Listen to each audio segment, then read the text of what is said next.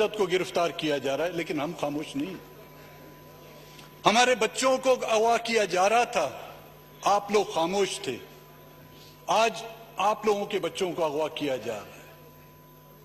کل اور آج ہماری ماؤں بہنوں کو اغوا کیا جا رہا ہے۔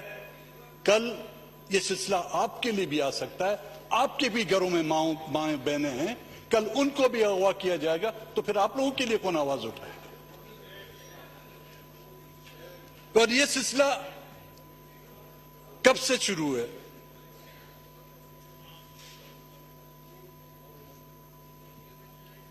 نہ کہ صرف یہ مسئلہ جناب ڈپٹی اسپیکر صاحب،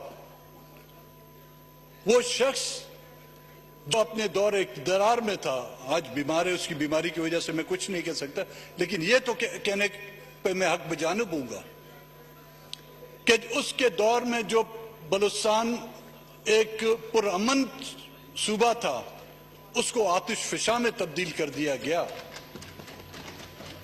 بے گناہ لوگوں کو قتل کیا گیا، بے گناہ لوگوں کو جو ہے پابند سلاسل کیا گیا۔ اس کے دور حکومت میں یہ پوری ہماری دنیا کی تاریخ میں وہ مثالیں نہیں ملیں گی، نہ کہ اسلامی تاریخ میں، کہ کسی کے تابوت میں، کسی کے کفن پہ جو ہے نا، اس پر جو تالے لگا دیے جائیں۔ ہمارے بزرگوں کے کفن پر تالے تک لگائے گئے، اور آج موجودہ حکومت جو ہے اس کے کیسز پر جو ہے تالے لگانے کی کوشش کر رہی ہے۔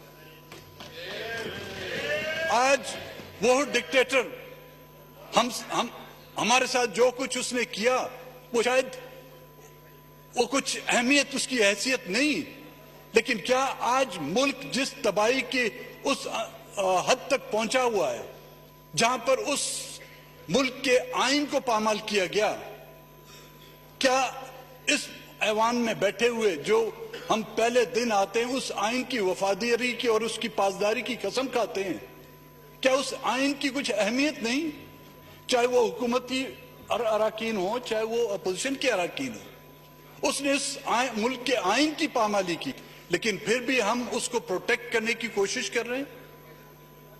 کس کے لیے میسج دے رہے ہیں؟ کیا اس سے بلوچستان کی آپ پسماندگی کو ختم کریں گے؟ کیا اس سے بلوچستان میں احساس محرومی کو ختم کیا جائے گا؟ کیا اس سے بلوچستان میں جو ترقی کی جو شاہراہیں تعمیر کی جائے گی؟ نہیں جناب ڈپٹی اسپیکر صاحب، اس سے نفرتیں بڑھے گی۔ پہلے بھی بلوچستان میں نفرتیں اس حد تک بڑھ چکی ہیں کہ اس کی کوئی انتہا نہیں۔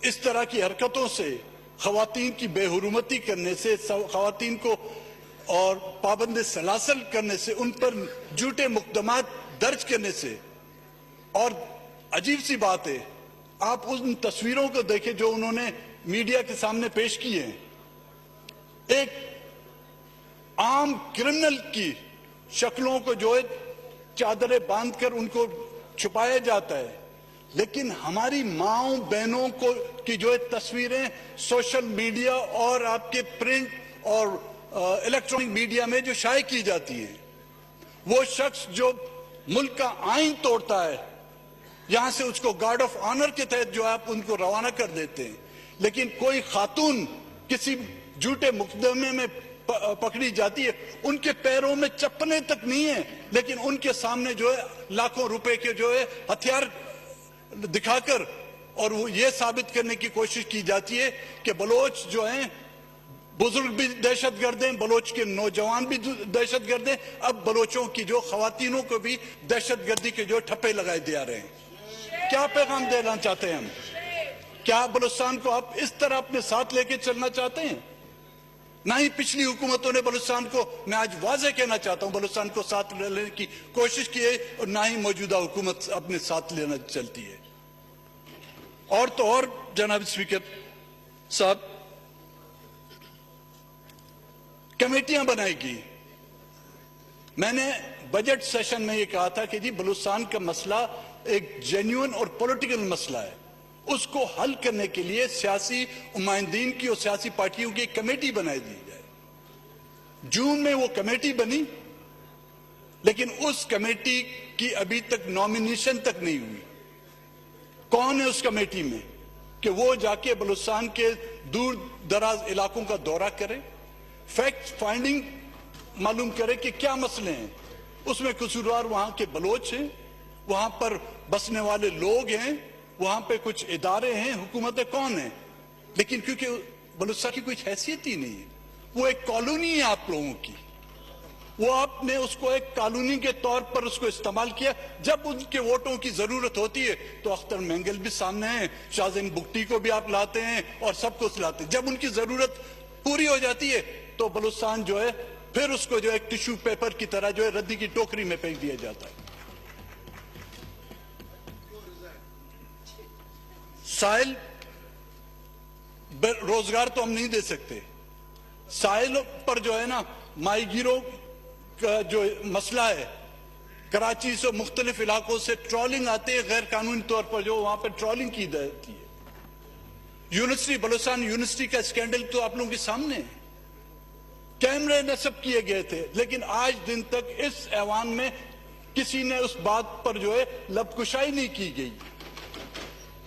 باتھ روموں میں خواتین کی, ہماری بچیوں کی باتھ روم میں جو ہے خفیہ کیمرے لگا دیے گئے تھے. آپ بھی اس علاقے سے اور اس کوئٹے سے آپ سے تعلق ہے. کیا ہماری عزتیں اس حد تک آ گئی کہ ہمارے بچیوں کے باتھ روموں میں جو ہاسٹل میں جو کیمرے لگا دیے جائیں؟ اور جب اس پر احتجاج کیا جاتا ہے, اور تو اور گزشتہ دنوں میں نے دیکھا کہ اسٹوڈنٹس یونینز کی جو ہے بحالی کے لیے نوجوانوں جو احتجاج کیا, ان پر بھی غداری کے مہرے لگا دی گئی. دنیا کا کون سا ایسا ملک ہے جہاں پہ یونینز نہیں, اسٹوڈنٹس یونین نہیں؟ میں تو آج اس ایوان کے توسط سے, فواد چودھری صاحب بیٹھے ہوئے ہیں, فواد صاحب ذرا چنگم کم کریں, میری بات سن لیں.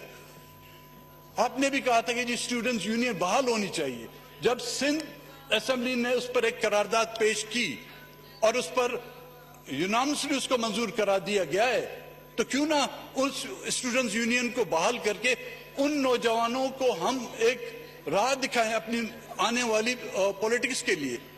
ایک اور اہم مسئلہ ہے, شیری مزاری صاحبہ بھی بیٹھی ہوئی ہیں, ایک انفورس ڈسپلینس کا جو بل آنا تھا وہ کہاں گیا؟ کئی بل آ رہے ہیں, ایکسٹینشن کے بھی شاید بل لائے جا رہے ہیں, لیکن وہ بل وزیر قانون کی ڈیسک پر ہے. 2-3 بار اسی وزیر قانون سے آپ لوگوں نے استعفے بھی لیے, اس کو حلف بھی دیے, اور کتنے حلف دیے ہیں, اب کتنی وفاداری اس سے اور چاہیے, لیکن وہ بل ابھی تک پیش کیوں نہیں ہو رہا؟ تو جناب اسپیکر صاحب, ہم اپنی عزت, اپنی غیرت اور اپنی ننگ و ناموس اور اپنی سرزمین کے لیے سب کچھ قربان کرنے کے لیے تیار ہیں. یہی ایوان جب نواب اکبر خان بگٹی کی شہادت پر ان کے ورثاؤں کو, ان کے چاہنے والوں کو ان کے جنازے میں شرکت کرنے کی اجازت نہیں دی گئی, ہم نے انہی ایوانوں سے استعفیٰ دیا تھا. ہمارے لیے ایوان حکومت کے اتحادی اتنی اہمیت کے حامل نہیں. جب ہم اسمبلی سے استعفے دے سکتے ہیں تو حکومت کے اتحادی سے بھی ہم دستبردار ہو سکتے ہیں, جس حکومت میں ہماری عزتیں محفوظ نہ ہوں, اور جہاں پر پروٹیکشن آرڈر جاری نہیں کیے جا رہے. آج بھی احتجاج ہو رہا ہے. ہم یہاں پر قانون سازی کرنے آتے ہیں, لیکن ایک پروٹیکشن آرڈر بھی ہم جاری نہیں کر سکتے. تو میرے خیال میں ایوانوں میں پھر بیٹھنے کی ہماری اور آپ کی ضرورت کیا ہے؟ ہم آپ سے پھر گزارش کرنا چاہتے ہیں کہ خدا را بلوچستان کو ساتھ لے کے چلے.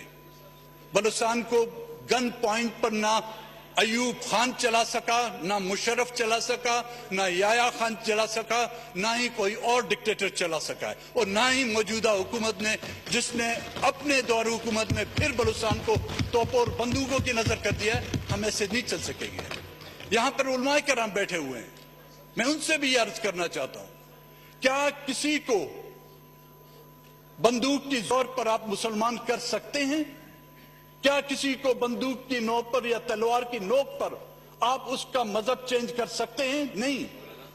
अगर नहीं कर सकते तो ये मैं आज वाजे करना चाहता हूं कि बंदूक की नोक पर किसी बलोच को आप पाकिस्तानी नहीं बना सकेंगे जब तक कि बलूचिस्तान के लोगों को इस मुल्क का एक बराबर शहरी नहीं तस्वर किया जाता। मौजूदा हुकूमत का भी ये रोल है। पिछली हुकूमतों ने भी बलूचिस्तान के लोगों को जो है बंदूक के जोर पर जो है घसीटना चाहा। नहीं, अब ये सिलसिला खत्म होना चाहिए। जनाब स्पीकर साहब, आपका शुक्रिया। और मैं ये चाहता हूं हमारा एहतजाज तब तक जारी रहेगा जब तक हमारी उन माओं बहनों को जो वापस अपने घरों तक नहीं पहुंचाया जाता। उसके लिए अगर आप लोग कमेटियां बनाते हैं, मुझे उन कमेटियों पर अब कोई यकीन नहीं रहा। आप एक कलम के जोर पर एक डिक्टेटर को जो है जिसने कानून तोड़ा, जिसने हजारों लोगों को यहां पर शहीद किया, जिसने मुल्क को तबाही के दहाने पर पहुंचाया, उसको आप मुल्क बैरून मुल्क भेज सकते हैं। उन 4 मासूम और बेगुनाह खवातीन को क्यों नहीं छोड़ा जाता? जब तक को उनको अपने घरों तक नहीं ले आया जा सकता, हमारा एहतजाज जारी रहेगा। कल भी साथियों ने धरना दिया था, आज मैं फिर अपने साथियों के साथ यहाँ पर धरने पर बैठने के लिए तैयार। आवारान में औरतों की गिरफ्तारी के मामलात पर